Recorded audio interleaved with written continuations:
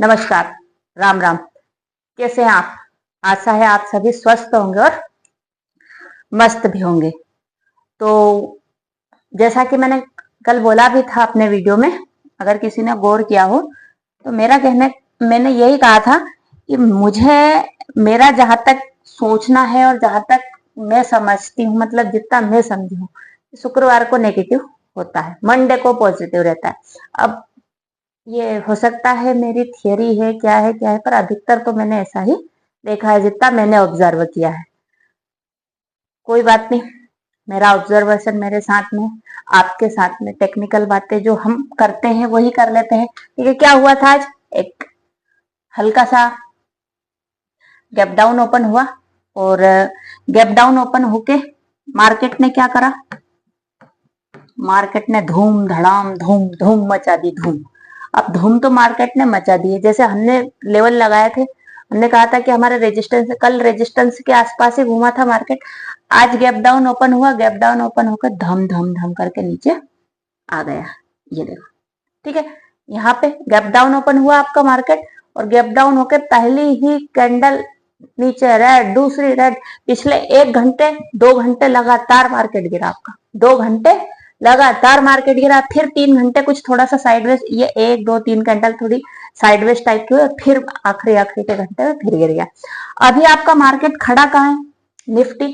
Nifty आपका खड़ा है अभी वर्तमान में, हमारे जो सपोर्ट लगाया है तो सपोर्ट के आसपास में 24,869 में। कहाँ पे खड़ा है? 24,869 में, मतलब 870 की क्लोजिंग दी है, मैं 69.45 पे क्लोज हुआ। अब क्या हो सकता है जो हम बात कर रहे हैं, क्या वो मंडे को हो सकता है? क्या मंडे को मार्केट ये वाला जो गैप है, ये वाला गैप है, क्या ये गैप फिल करने आएगा? आ सकता है। हो सकता है मार्केट की भैंस पानी में चली जाए और ये जो गैप है, इस गैप को फिल करने मार्केट आपका आ जाए, उसमें भी कोई बड़ी वाली बात नहीं है। पर अगर मार्केट आता है तो सपोर्ट कहाँ लेगा? ये पहला सपोर्ट तो हमने पहले से लगा रखा है कि 24,631 पे पहला सपोर्ट है, मतलब जो 200 पॉइंट का गैप अप हुआ था वो 200 पॉइंट का गैप है। हो सकता है आपका मार्केट आ जाए इसको भरने, एक नेगेटिव कैंडल, एक दिन और 200 पॉइंट गिर जाए मार्केट, और जैसे आज 200 पॉइंट गिरा है, एक दिन और 200 पॉइंट गिर गया तो बस गई भैंस पानी में मार्केट की। क्योंकि फिर इसके बाद में आपको क्या देखने को मिलेगा? 24,631 के बाद में आपको अगला सपोर्ट कहाँ देखने को मिलेगा? 24,631 के बाद में आपको अगला सपोर्ट देखने को मिलेगा यहाँ पे। अब यहाँ पे क्यों भैया? कितनी कैंडल का कंसोलिडेशन है यहाँ पे? कितनी कैंडल का कंसोलिडेशन है? कोई मुझे कमेंट करके बताएगा? जो भी लोग सीखना चाह रहे हैं, बहुत लोगों के कमेंट आ रहे हैं मैम हम सीखना चाह रहे हैं, तो थोड़ा सा एफर्ट आपको भी लगाना पड़ेगा। मैं कोशिश कर रही हूँ कि आपको यहाँ पे ही सपोर्ट रेजिस्टेंस लगाना ही सिखाऊं। आपको करना क्या है थोड़ा सा वो भी बता दूं। 1 घंटे के टाइम फ्रेम पे चार्ट लगा लो, 1 घंटे के टाइम फ्रेम पे आप चार्ट लगा के सपोर्ट एंड रेजिस्टेंस ड्रॉ करो, जहां पे 2 कैंडल्स का कंसोलिडेशन, कम से कम 2, ज्यादा से ज्यादा कितनी भी। अब यहाँ पे मैंने इस जगह को मार्क किया है। अब इस जगह में आप देख रहे होंगे तो 1 2 3 3 कैंडल्स की जो बॉडी है वो बराबर है, तो मैंने पहला सपोर्ट इसको मान लिया। ठीक है, अगला सपोर्ट क्या है भैया? अगला सपोर्ट मेरे हिसाब से फिर उसके बाद में मार्केट आपका कहाँ लेगा अगला सपोर्ट? यहाँ पे, क्योंकि यहाँ पे भी 2 3 कैंडल का लगातार कंसोलिडेशन बना हुआ है। तो फिर ये क्या होगा? 24,543, 24,543 भी अगर आपका टूटा, फिर क्या आ जाएगा आपका? 24,543 भी अगर टूट गया तो फिर आपके पास में यहाँ पे ये खड़ी गाड़ी आपकी 24,409 पे। अब 24,409 से भी अगर नीचे आएगी तो आपकी गाड़ी फिर इस प्लेटफॉर्म पे आके रुकेगी, और इस प्लेटफॉर्म का नाम है 24,347। ठीक है, अगर मान लो ये गैप फिल करने मार्केट आया, अदरवाइज सपोर्ट पे क्लोज हुआ है आपका मार्केट। ये जो जगह है जहां पे अभी मार्केट क्लोज हुआ है, यहाँ पे हमारे पास में लगा है सपोर्ट, तो सपोर्ट पे ही क्लोज हुआ है। हो सकता है सपोर्ट पे क्लोज होके, जैसा मेरा सोचना है वैसा हो कि मतलब शुक्रवार को मार्केट नेगेटिव रहता है किसी भी परिस्थिति में, और मंडे को मार्केट ग्रीन रहता है। तो ग्रीन रहेगा तो मार्केट में क्या रहेगी भैया अगर मान लो ग्रीन रहेगा तो पहला रेजिस्टेंस, अभी सपोर्ट पे क्लोज हुए हैं तो पहला रेजिस्टेंस आपका रहेगा 24,907 का। 24,907 भी अगर टूटेगा तो फिर आपके पास में है 24,941। 24,941 टूटेगा तो 25,25, 25,025, 25,025 भी अगर टूटेगा तो 25,047, और 25,047 भी अगर टूटेगा तो आपका 25,105 खड़ा हुआ है, जो हमारा पिछले दिन का हाई है, मतलब जो हमारे पिछले दिन का रेजिस्टेंस है। ठीक है, अब बात कर लेते हैं थोड़ा सा हमने जो प्रीमियम लगाए थे, जिसमें हमने एक सपोर्ट कल ही ड्रॉ किया था, मतलब मैंने मतलब नए प्रीमियम में जब बताया था तभी आपको बताया था कि भैया ये प्रीमियम 82 रुपए के समथिंग में, कुछ 92 रुपीज की कल की क्लोजिंग थी, और मैंने बोला था कि 10 पॉइंट्स नीचे सपोर्ट है इसमें। यहाँ कहीं क्लोजिंग हुई थी, मैंने बोला था 10 पॉइंट्स नीचे इसमें सपोर्ट है। अगर मान लो तो 10 पॉइंट्स का हमारे पास में एक जोन होता है, मतलब अगर हमारा सपोर्ट है और उसके 5-10 पॉइंट ऊपर 5-10 पॉइंट नीचे का एक जोन होता है, मार्केट वहीं से कहीं से अगर रिवर्स होता है तो हम उस जोन को पकड़ने की कोशिश करते हैं। तो उसी जोन के आसपास में आपके मार्केट ने, उसी जोन के आसपास में आपका मार्केट चला, यहां से चला तो यहां तक रुका ही। केवल 3 घंटे ये जो 3 कैंडल रेड है इनमें कंसोलिडेशन हुआ था, अदरवाइज हमारे जो जो भी लेवल थे उन लेवल्स को इनने पार किया है। पहला लेवल था भैया अगर 82 से चलेगा तो 119, अगर किसी ने 119 से भी ट्रेड पकड़ी होगी तो 209 पे क्लोज हुआ है अभी आपका प्रीमियम। मतलब अच्छा खासा मूव हमने, जहां पे चलो 209, एक 119 पे भी आपने नहीं पकड़ी, 164 पे पकड़ी हो तो भी 209 पे क्लोज हुआ है। हमारा तो एक रेजिस्टेंस यहाँ पे भी लगा था और इसी के आसपास में देखो आपका मार्केट साइडवेज भी हुआ है, बार बार इसी जगह पे गोचे खा रहा था।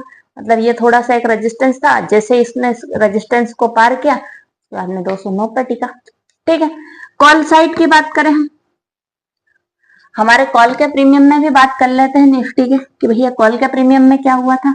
कॉल के प्रीमियम में मैंने आपसे बोला ही था कि भैया आपको देख लेना आपका प्रीमियम कहां से ओपन होता है। तो भैया आपका प्रीमियम ओपन कहां हुआ था, आपका प्रीमियम यहाँ ये वाला है ना 9.15 पे, तो ये ओपन हुआ था आपका प्रीमियम, क्लोजिंग से हल्का सा गैप डाउन हुआ था, तो गैप डाउन में 151 पे इसकी ओपनिंग हुई। 151 में इसकी ओपनिंग हुई, फिर उसके बाद में पहला सपोर्ट टूटा, दूसरा सपोर्ट टूटा, और पहला और दूसरा सपोर्ट तो पहले 1 घंटे में ही टूट गया था। मैंने बोला था कि अगर पहला और दूसरा सपोर्ट पहले ही घंटे में टूट जाए तो फिर छोड़ देना, फिर इसके बाद में देखना नया बेस कहीं बने। तो अभी आप देखोगे तो इसमें कोई नया बेस क्रिएट है ही नहीं इस प्रीमियम में, मतलब कोई बेस बना ही नहीं, बस खाली ये यहाँ पे थोड़ा सा साइड बेस हुआ, और इस बेस को भी हमारे 63 वाले को भी 62 को भी तोड़ दिया था। इसके नीचे बेस खड़े हुए हैं, पर ये फाइनल बेस है। अगर इसके बाद में इस प्रीमियम में जान आएगी तो कब आएगी, जब इसमें कोई नया बेस क्रिएट होगा उसके बाद में। और पुट में कल यही हुआ था, पुट के प्रीमियम आज इसीलिए भागे हैं कि कल पुट में प्रीमियम में बेस बन गए थे। ठीक है, तो अब हम बात कर लेते हैं आज जब 24,800 पे हमारी क्लोजिंग हुई है तो 24,800 का कॉल और 24,800 का पुट हम लगा लेते हैं। 24,800, ठीक है, निफ्टी 24,800 का पुट। अब आप बोलोगे कि मैम आप पुट और कॉल क्यों लगाते हो, इसीलिए लगाती हूँ दोनों प्रीमियम में, ताकि आपको एक अंदाजा मिल जाए दोनों प्रीमियम में कि भैया कौन सा प्रीमियम कहाँ से जाएगा और कहाँ से किस प्रीमियम में हमें अपने पैसे बचाने। इसलिए नहीं तो ऐसा सोचो कि मैम आप तो कॉल और पुट दोनों का ही एनालिसिस करते इसीलिए है कॉल और पुट दोनों का एनालिसिस, ताकि आपको पता चल जाए कि भैया इस प्रीमियम में यहाँ से हमारी बाइंग नहीं है, यहाँ से भी नहीं है, यहाँ से भी नहीं है, हमारी यहाँ से बाइंग है, अगर यहाँ पे टिकेगा ये तो हम सोचेंगे एक बार, अदरवाइज नहीं सोचेंगे, मतलब इसमें से हम हट जाएंगे। चलो 24,800 का पुट हो गया, 24,800 का कॉल,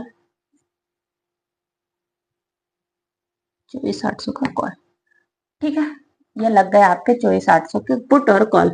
अब एक काम करते हैं, इन प्रीमियम्स को हटा देते हैं, जो अब ये प्रीमियम आपके लिए कुछ काम के नहीं है, क्योंकि इन्होंने जो आपको देना था, लेना देना आपका इन प्रीमियम्स से हो गया है। क्या हुआ भैया, हट गया, ये कौन सा है 24, निफ्टी 50 इंडेक्स हो गया। ये कौन सा, अच्छा 24,800 का पुट है, वही तो मैं सोचू। और ये है 24,800 का कॉल। ठीक है, अब हम क्या करेंगे, इसमें वही सेम चीज दोहराएंगे इसमें भी, कि हम कॉल और पुट को 1 घंटे के टाइम फ्रेम पे कन्वर्ट करेंगे अपने चार्ट को, और फिर उसके बाद में इसमें लगाएंगे सपोर्ट एंड रेजिस्टेंस। पर जब भी हम ट्रेड करें अपने चार्ट को 5 मिनट के टाइम फ्रेम में आप कन्वर्ट कर लो। 5वें प्रीमियम में हम धागा लगाते हैं, उस प्रीमियम में 5 मिनट के टाइम फ्रेम में हमें शिफ्ट कर लेना है, और शिफ्ट करने के बाद में हमें देखना है कि यह प्रीमियम हमारा इस जगह से कब जा रहा है और कब नहीं जा रहा है। मतलब उस जगह पे या वीक बनाए आके, या फिर वहीं पे एक कैंडल क्लोज करे, दूसरी कैंडल वहीं से रिटर्न चालू हो जाए ऊपर जाने के लिए, तो हम समझ सकते हैं कि हाँ भैया हमारे बेस को रिस्पेक्ट मिल गई है और अब हमें इस प्रीमियम में अपना काम करना है। ठीक है, यह है 24,800 का कॉल हमने लगाया है। अब इसमें हम बेस देखते हैं कि भैया बेस का है, पहले बेस लगाते हैं, फिर उसके बाद में सारी चीजें हम करेंगे। तो पहले फाइनल वाला बेस लगा लेते हैं कि भैया ये फाइनल बेस है, इसके नीचे टूट गया तो बस खत्म है खेल इसका। तो फाइनल बेस लगा लिया है जो 98 पे है। अब 98 का फाइनल बेस है, उसके बाद में हम उससे अगला वाला बेस लगाते हैं कि अगला वाला बेस आपका कहाँ रहेगा।